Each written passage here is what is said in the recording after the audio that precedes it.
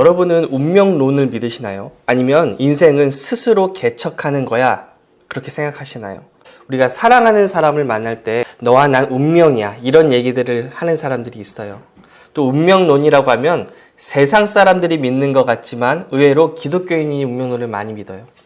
자신은 아닌 것 같죠? 예를 들어 볼까요? 지금 나에게 주어진 이 상황은 하나님이 허락하신 환경이기 때문에 내가 받아들이고 그저 감사해야 돼. 이런 말 많이 들어보셨죠? 전혀 어색하지 않죠. 내가 지금 처해진 상황 전체가 하나님이 저와 여러분에게 정해주신 운명 같은 게 아니에요. 성경적이지 않아요. 물론 내가 처한 환경에서 항상 감사해야죠. 하지만 범사에 감사라는 말씀이 지금 환경을 운명으로 받아들이라는 뜻은 아니에요. 우리는 언제나 하나님이 주신 비전을 향해서 더 나은 미래를 향해서 나아가야 돼요. 저는 예전에는 좋아했지만 지금은 그다지 좋아하지 않는 게 있어요. 그건 간증이에요. 물론 간증을 듣게 되면 신앙생활에 도움도 주고 열정을 주고 열심을 내게 하는 좋은 기능이 있어요. 사실 간증을 안 좋아하기보다는 간증을 풀어내는 간증자의 해설을 좋아하지 않아요. 간증하는 분들이 자신이 경험하고 체험한 하나님을 말씀하실 때 성경과는 다른 하나님을 전하셔서 하나님을 잘못 알리는 분들이 많아요. 예를 들어 볼게요. 특별히 간증 중에 많이 등장하는 게 질병과 가족의 사고예요. 내가 너무 세상적으로 살다 보니까 하나님이 나에게 병도 주시고 하나님이 내 자식도 아프게 하시고 사고가 나게 하셨다. 이런 간증들을 많이 하세요. 그리고 그 간증의 주된 내용은 병을 통해 사고를 통해 내가 회개하고 하나님을 찾게 되어서 처음에는 하나님이 원망스러웠지만 결국에는 이 질병이 이 사고가 내게 축복이 되었다는 내용이에요. 그런데 여기서 크게 잘못된 두 가지가 있어요. 첫 번째로 하나님이 질병을 주셨다는 거예요. 하나님은 질병을 주시지 않아요. 하나님은 질병을 치료하는 분이에요. 자식이 잘못된 길을 간다고 그 자식한테 암도 주고 불치병 주고 어디 아프게 하나요? 하물며 우리 하늘 아버지가 그렇게 하실까요? 이건 구약의 언약과 신약의 새 언약을 구분하지 못하기에 한 잘못된 해석이에요. 그리고 또 다른 잘못된 해석은 질병이 축복이라는 거예요. 정말 질병이 축복인가요? 물론 제가 어떤 의미로 하신 말씀인지는 알아요. 질병을 통해 다시 하나님을 찾게 되었으니 이 질병이 나에게 축복이에요 라고 말할 수 있어요. 하지만 질병 자체가 축복은 아니에요. 지금도 질병 때문에 수많은 사람들이 일찍 가족들과 헤어지고 있고요. 투병하는 가족들로 인해서 힘겹게 그 모습을 지켜보고 있고 또 자신이 여전히 질병 때문에 어렵게 싸우는 분들이 많이 있어요. 질병이 축복이 아니라 질병으로 인해서 하나님을 찾게 된 그 시간이 축복이 된 거지 질병 자체는 축복이 될 수 없어요. 질병이 축복이라면 예수님이 우리를 대신해서 채찍에 맞을 필요도 없었어요. 이렇게 성경적으로 바른 시각을 갖고 있지 않으면 자신만의 경험을 통해 자신만의 하나님을 만들어내는 그래서 성경과는 상관없는 교리를 만들어내는 잘못을 범하게 돼요. 그래서 이번 시간에는 바울의 삶을 통해서 우리가 인생에 대해서 성경적으로 어떤 태도를 가져야 하는지 한번 나누는 시간을 갖겠습니다. 아시다시피 바울은 누구보다 주님을 사랑했고 누구보다 복음을 열심히 전했어요. 그리고 누구보다 고난을 많이 받았어요. 우리 4장 9절이요. 고린도전서. 내가 생각하건대 하나님이 사도인 우리를 죽이기로 작정되지 않은 같이 끄트머리에 두셨음에 우리는 세계 곧 천사와 사람에게 구경거리가 되었노라. 얼마나 심한 고난을 겪었으면 마치 죽이기로 작정된 자 같이 두셨다고 말할까요? 그리고 얼마나 큰 어려움을 겪었기에 천사와 사람들에게 구경거리가 되었다고 그래요. 사람들이 보고 바울이 겪는 저 어려움을 봐봐라. 예수님의 이름 때문에 겪는 고난이 엄청나. 이런 말이 나올 정도로 사도 바울이 고난을 당한 거예요. 이러한 사도 바울의 모습을 가리키면서 그리스도인이라면 고난을 당해야 하고 그게 바로 십자가의 길이라고 말하는 분들이 많죠. 그리고 더 나아가서 하나님께 축복을 구하는 건 기독교가 아니라는 분들도 많아요. 여러분 무엇이 맞을까요?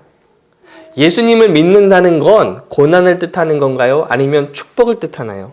이게 정립되지 않으면 신앙에 대해서 편향적인 시각을 갖게 돼요. 그래서 어느 선교사님이 열악한 지역에서 힘들고 어렵게 사역하는 모습을 보면 저게 바로 참된 기독교지. 그리고 축복받은 그리스도인, 축복을 이야기하는 사역자는 변질된, 잘못된 거야. 이렇게 극단적이고 평양되기가 쉬워요. 오늘 설교를 들으시고 균형 잡힌 시각을 가지셨으면 좋겠어요. 그리고 4장 10절이요. 우리는 그리스도 때문에 어리석으나 너희는 그리스도 안에서 지혜롭고, 우리는 약하나 너희는 강하고, 너희는 존귀하나 우리는 비천하여. 지금 사도 바울이 이 편지의 대상인 고린도 교인이 잘못되었다고 말하는 걸까요? 고린도 교회 성도와 비교할 때 사도인 우리는 어리석어 보이고 약해 보이고 비천해 보이는데, 근데 너희는 그리스도 안에서 지혜롭고 강하고 존귀한 게 잘못되었다는 걸까요? 4장 11절이요. 바로 이 시각까지 우리가 줄이고 목마르며 헐벗고 매맞으며 정처가 없고 또 수고하여 친히 손으로 일을 하며 모욕을 당한 즉 축복하고 박해를 받은 즉 참고 비방을 받은 즉 권면하니 우리가 지금까지 세상의 더러운 것과 만물의 찌꺼기 같이 되었도다. 바울은 심한 고난을 당하고 박해를 당해요. 제대로 먹지도 못했어요. 이러한 사도 바울이 겪은 일들을 쭉 나열하면서 교인들에게 도전하는 사역자들이 많아요. 사도 바울은 주님을 사랑해서 이런 수고를 당하고 복음을 믿기에 이런 어려움들을 당했습니다. 우리도 참된 성도라면 주님을 믿기 때문에 이러한 고난을 당해야 돼요. 계속 주님께 축복만 달라고 하는 어린 신앙에서 벗어나야 됩니다. 이렇게 말씀들 하시죠. 그러면 그 이야기를 듣는 성도님들은 부끄럽고 잘못된 믿음 생활을 한 것 같아요. 그러한 부끄러움을 느끼시겠죠. 바울은 그런 부끄러움을 지금 주려고, 느끼게 하려고 고린도 성도들에게 이런 말을 했던 걸까요? 바울이 이 이야기를 한 의도가 다음 절에 나와요. 14절이에요. 내가 너희를 부끄럽게 하려고 이것을 쓰는 것이 아니라 오직 너희를 내 사랑하는 자녀같이 권하려 하는 것이라. 부끄럽게 하려고 쓰는 것이 아니래요. 분명히 고린도 교회 성도들은 바울이 가르쳐준 복음을 믿고 그 삶이 풍족해졌어요. 그러면 상대적으로 자신은 풍족한데 그걸 가르쳐준 바울이 못 살기 때문에 부끄러울 수가 있겠죠. 상대적으로. 하지만 바울은 그렇게 부끄럽게 하려고 쓴 게 아니라고 분명히 말해요. 그런데 왜 바울은 그런 어려움을 겪어야 했을까요? 사도로 세우심을 받았으니까요. 오늘날 저와 여러분은 쉽게 복음을 접할 수 있고 복음을 전하거나 예수님을 간에 누군가와 이야기를 나눈다고 해서 매를 맞거나 고난당하거나 쫓겨나지 않아요. 하지만 바울이 살던 이 시대는 예수님의 복음이 전해지는 이제 막 시작되는 시기죠. 기독교가 대중적이지도 않았고 많은 사람들에게 반대와 어려움을 겪게 되었어요. 개척자들과 같아요. 새롭게 모든 걸 개척해내는 사람들이에요. 그래서 수많은 반대를 뚫어야 되고 수많은 공격을 당해야 되는 포지션이에요. 여러분, 우리나라 교회의 초창기를 생각해 보세요. 지금은 많은 교회가 있고 교회를 세운다고 해서 지역 주민들이 반대를 하거나 이상하게 보는 시각이 없어요. 하지만 교회 초창기 때는 지금과 달라요. 천막을 쳐야 됐고 교회를 시작하고 수많은 사람들에게 왜 서양 종교가 우리나라에 들어와 저렇게 난리를 치는 거야? 소리를 들었고요. 유교적 정통에 관한 우리나라에서 큰 저항을 받아요. 그래서 1세대 목회자님들은 너무나도 많은 고생을 했어요.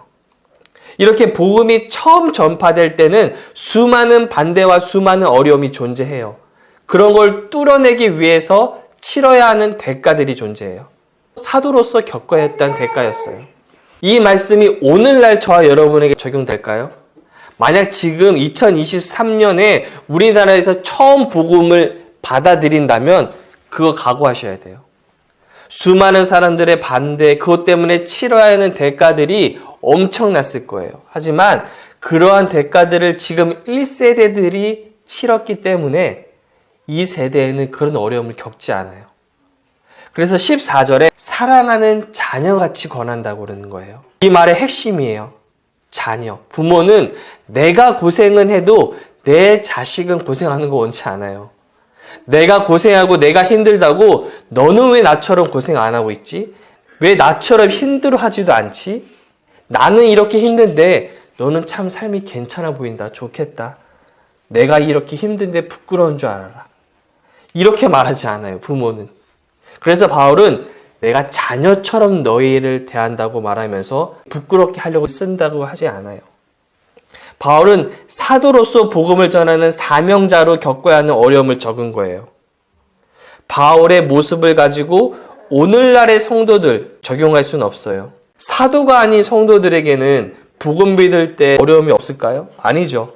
디모데후서 3장 12절이요. 무릇 그리스도 예수 안에서 경건하게 살고자 하는 자는 박해를 받으리라. 사람들이 경건하게라는 뜻을 가지고 도덕적으로 바르고 거룩하게 행동한다고 생각하는데, 경건하게는 영어로 가들리예요. 이 뜻은 하나님께 합당하게라는 뜻이 돼요. 나의 생각과 나의 행동과 나의 모든 것이 하나님께 합당하게라는 뜻이에요. 우리가 예수님을 믿고 하나님께 합당하게 살려고 하면 박해를 받게 돼요. 예를 들어 모든 세상 사람들이 기독교는 수많은 종교 중에 하나일 뿐이라고 말하고, 다른 종교도 다 구원이 있지 왜 예수님을 믿어야만 구원이 있다고 말하나요? 근데 우리가 그걸 주장하면 박해를 받겠죠. 독선적인 사람이라고 찍힐 거예요. 하지만 그게 하나님께는 합당한 거예요. 그리고 모든 사람들이 동성애를 인정할 때 저는 그건 인정할 수 없어요. 사람이 미운 건 아니지만 그 행위는 절대 인정할 수 없어요. 그러면 박해받게 돼요. 하나님께 합당하게 생각하고 하나님께 합당하게 행동하면 오는 박해가 있어요.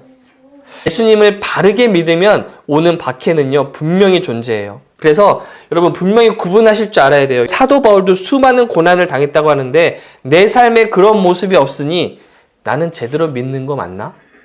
내가 잘못하고 있는 건가? 이런 정죄감에 빠지신 분이 계시다면 그런 분들은 이 바울이 살았던 시대의 특수성과 사도 직분의 특수성을 구분하실 줄 알아야 돼요.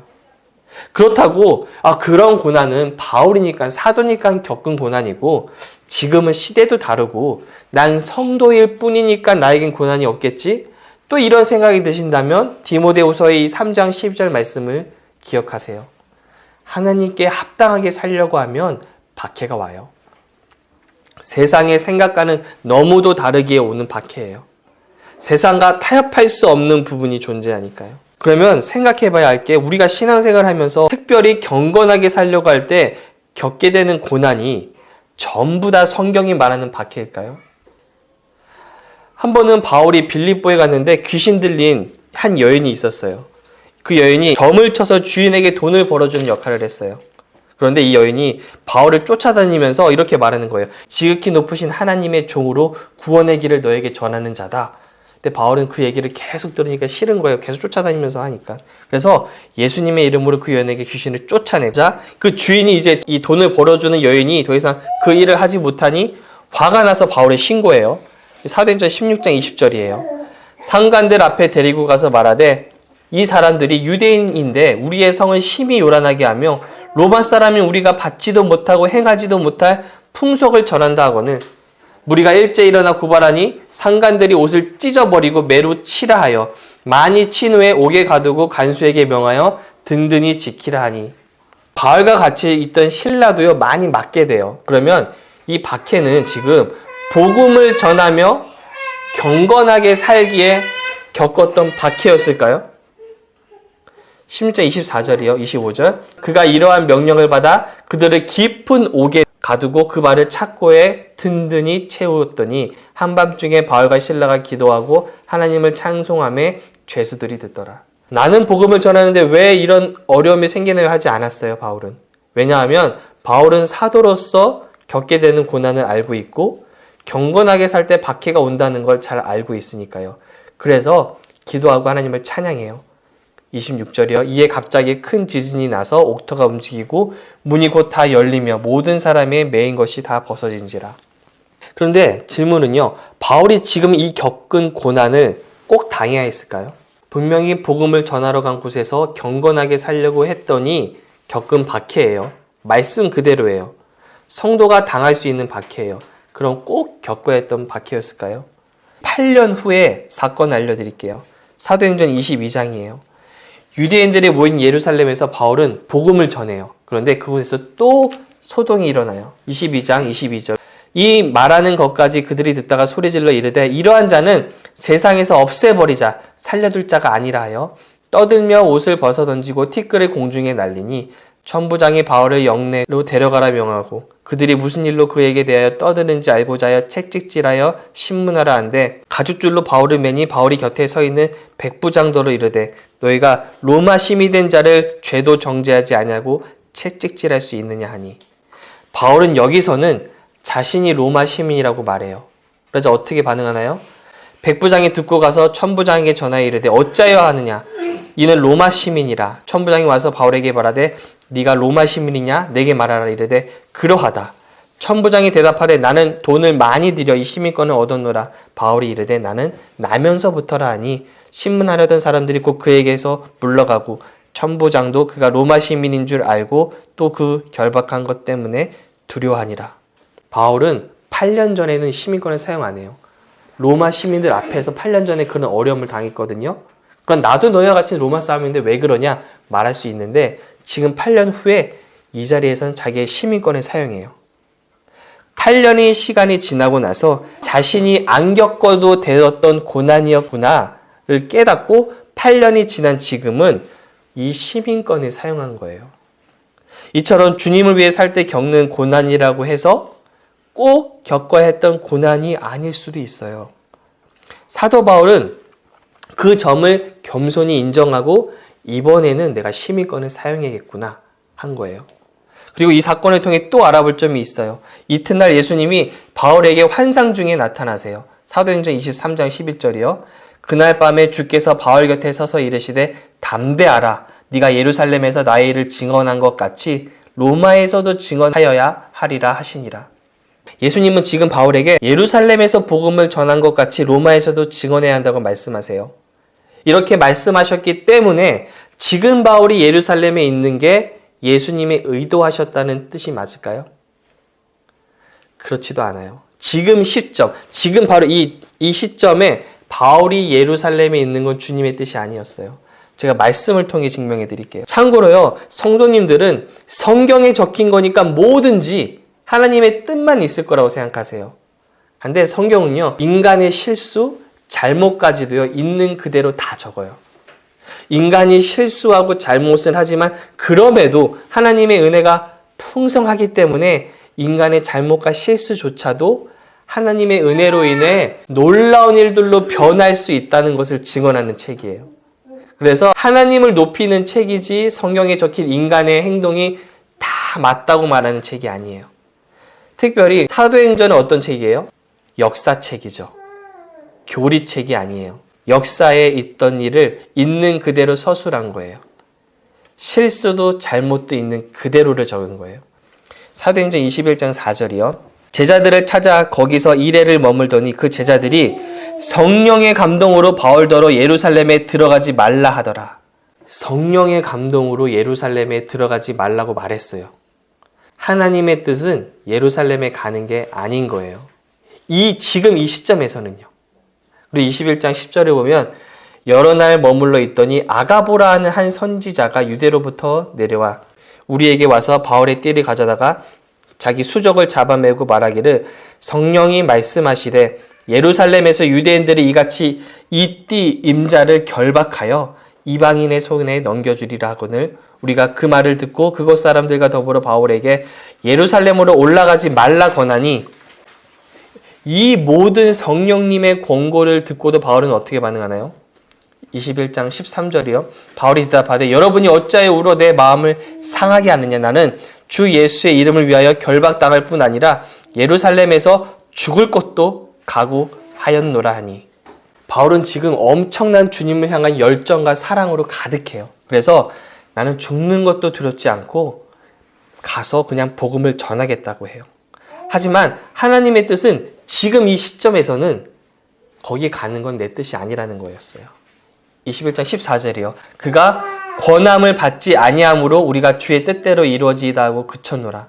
아무리 바울에게 가지 말라고 해도 계속해서 간다고 하자. 마음대로 하십시오.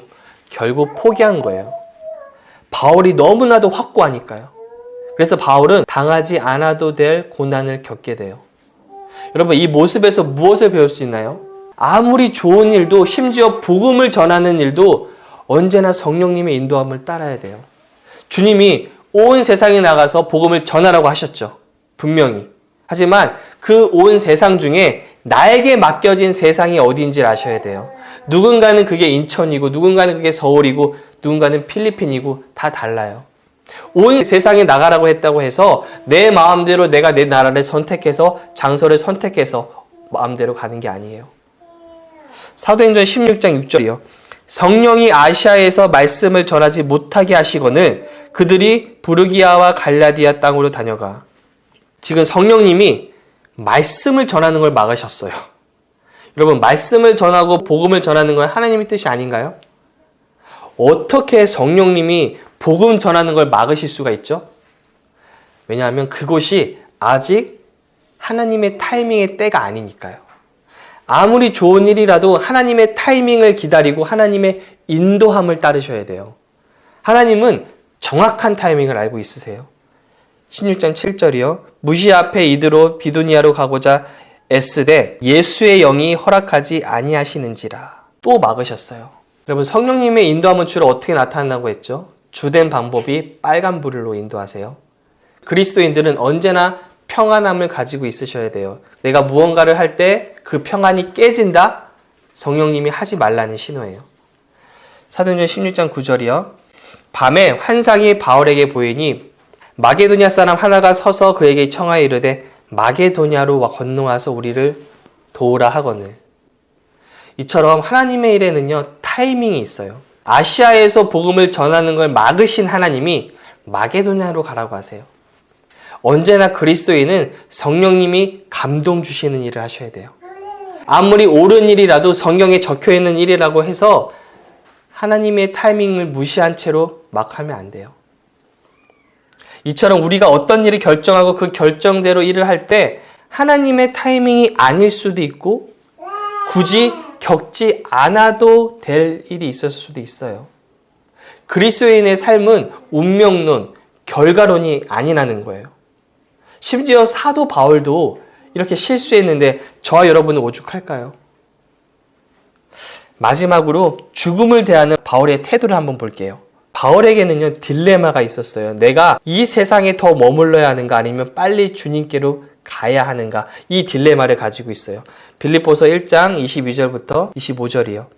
그러나 만일 육신으로 사는 이것이 내 일의 열매일진데 무엇을 택해야 하는지 나는 알지 못하노라. 내가 그 둘 사이에 끼었으니 차라리 세상을 떠나서 그리스도와 함께 있는 것이 훨씬 더 좋은 일이라. 그렇게 하고 싶으나 내가 육신으로 있는 것이 너희를 위하여 더 유익하리라. 내가 살 것과 너희 믿음의 진보와 기쁨을 위하여 너희 무리와 함께 거할 이것을 확실히 아노니. 바울은 예수님과 함께 있는 것을 원해요. 하지만 육신으로 이 땅에 머무는 게 너희들, 성도들을 위하여 더 유익이 된다고 말해요. 나만 생각했을 때는 빨리 천국에 가고 싶지만 너희들을 생각할 때 내가 이 땅에 더 머무는 게 낫겠다. 이게 지금 바울의 고민인 거예요. 그런데 지금 내가 더 살까? 이 땅에서 더 살까? 아니면 빨리 주님 곁으로 갈까? 이 두 가지를 가지고 저울질을 하고 있어요. 마치 자기가 선택할 수 있는 것처럼요. 그리고 오늘날 성도님들과 너무 다르지 않나요? 사람이 갈 때 되면 가는 거고 하나님이 부르시면 가는 거지 뭐 누구도 어떻게 될지 어떻게 알아? 대부분 이런 태도로 살아가요. 그런데 바울은 마치 나에게 선택권이 있는 것 마냥 행동해요. 어떤 분은 이렇게 말하실 수 있어요. 하지만 바울은 순교를 당했는데요.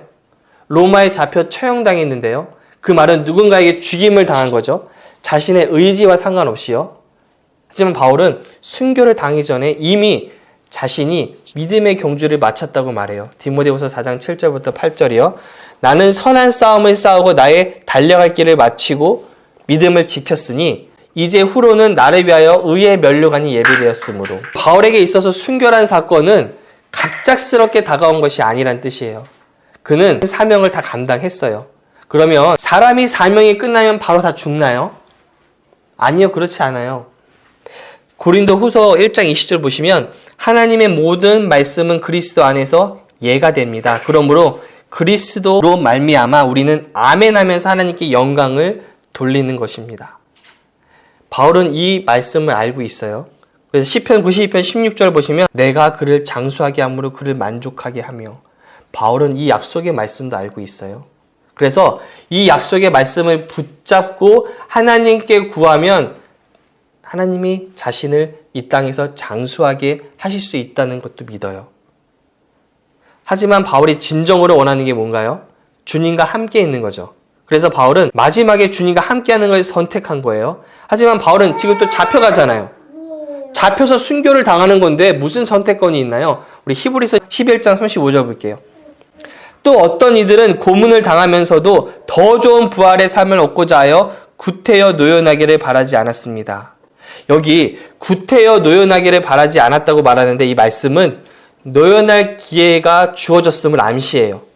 그리고 여기 노연하다라는 단어는 아폴리트리시스라는 단어인데 신약에 10번 기록돼요. 10번 중 9번이 구속이라는 뜻으로 사용돼요. 예수님의 구속 사역이에요. 그래서 여기서 노연한다는 것은 하나님으로부터 온 풀려나는 기회란 뜻이에요. 사람이 잡혔을 때 당신이 믿는 걸 거부하고 당신의 주장을 철회하면 내가 놓아줄게요. 이렇게 사람이 만드는 그런 풀려나는 기회가 아니라 어떤 방법인지 모르지만 하나님께서 제공해 주시는 풀려나는 기회란 뜻이에요.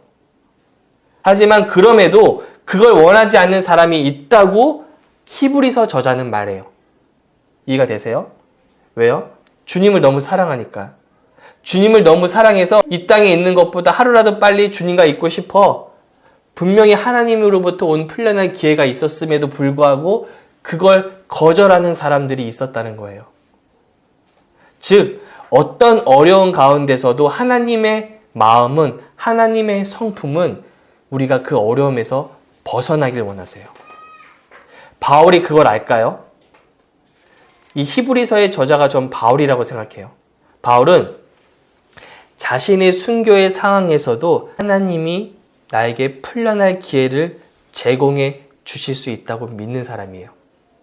자신은 그런데 그걸 선택하진 않겠다. 그런 마음이 있었던 거예요. 지금 바울의 태도가 보이세요? 이 땅에 내가 오래 머물고자 하면 나는 약속의 말씀을 알기에 난 더 머물 수 있어. 하지만 나는 주님과 함께 있는 게 더 기뻐.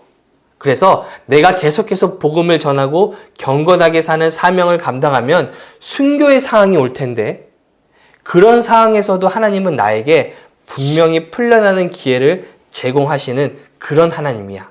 난 그걸 믿어. 하지만 난 그것조차도 거부하고 결국은 하나님 곁으로 갈 거야. 이러한 자신감이 지금 바울에게 있는 거예요. 그렇기 때문에 양자택일을 자기가 스스로 할 수 있다고 그런 말까지 하고 있는 거예요. 저는 이런 바울의 모습을 상상하면서 와, 이 사람은 정말 하나님 말씀에 대한 믿음으로 가득했구나. 여러분, 우리는 의심이 많이 들죠. 그래서 믿는 사람이 이런 일을 당했는데 이건 약속의 말씀과 반대되는 상황인데요. 하나님의 약속은 이랬는데 실제는 왜 이렇지 않죠? 이렇게 수많은 경험을 가지고 하나님의 말씀이 맞나 안 맞나를 따져요. 하지만 경험이 말씀보다 앞설 수는 없어요. 나의 경험이, 누군가의 경험이 말씀과 반대되는 상황이 일어났다고 해도 그게 교리가 되는 건 아니에요. 그게 성경이 되는 게 아니에요. 저는요, 생각이 많은 사람이에요. 말씀대로 되지 않은 상황들을 보면서 그러면 이 경우는 뭐지? 왜 이 사람에게는 말씀대로 일어나지 않았지? 왜 이 경우에는 하나님의 다른 뜻이 있었던 건가? 이렇게 고민하고 더 깊게 생각하려고 했어요. 그리고 그게 성숙한 신앙인이라고 모습이라고 여겼어요. 하지만 성경은요, 단순해요. 성경은 하나님의 뜻을 딱 알려줘요. 예수님, 우리가 생명을 얻되 넘치게 얻기를 원한다고 말씀하세요. 그리고 우리가 아브라함의 복을 받았다고 말씀하세요. 영혼이 잘된 같이 범사에 잘되고 강건하기를 원한다고 말씀하세요. 그리고 믿는 자들에게도 박해가 있다고 말씀하세요. 그러면 지금 나의 환경과 말씀이 반대처럼 보여도 말씀으로 결론 삼으셔야 돼요. 그리고 성령님의 인도함을 구하면서 말씀이 온전히 이루어지도록 항상 기도하셔야 돼요.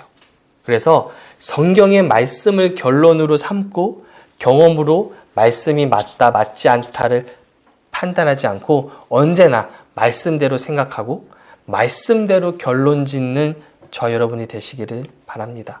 그게 어린아이와 같은 신앙이고 주님이 기뻐하시는 태도예요. 그런 모든 우리 성도님 되시기를 기도하겠습니다.